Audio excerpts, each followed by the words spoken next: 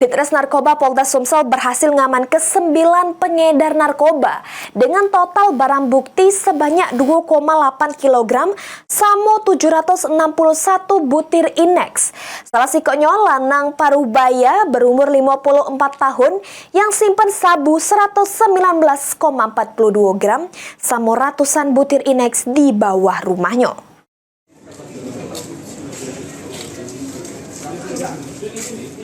Abdullah, lanang Parubaya 54 tahun ini ketangkep di Ditres Narkoba Polda Sumsel kena ngedarkeun narkoba. Tersangka ditangkap di rumahnya dengan barang bukti 119,42 gram sabu sama 170 butir Inex. Polisi menyebut narkoba tersebut disimpan tersangka Abdullah di bawah rumahnya. Di antara ada pemesanan yang berkomunikasi lewat telepon. Tertangkapnya tersangka buntut dari penggerebekan yang dilakukan oleh polisi di kamar hotel di kawasan Ilir Timur 1 Palembang dengan menangkap siko tersangka yang merupakan kawan Abdullah serta ngaman ke sabu seberat 2 kg. Ini polisi masih melakukan pengembangan serta penyelidikan lebih lanjut terkait asal narkoba yang diedar ke kedua tersangka. Kemudian polisi juga bakal menjerat tindak pidana pencucian uang dari hasil penjajuan barang haram tersebut.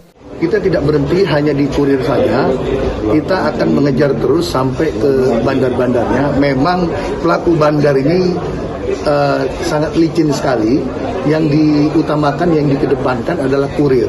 Jadi yang dia ibarat kata hanya cuci tangan saja, menerima hasil dari peredaran narkoba.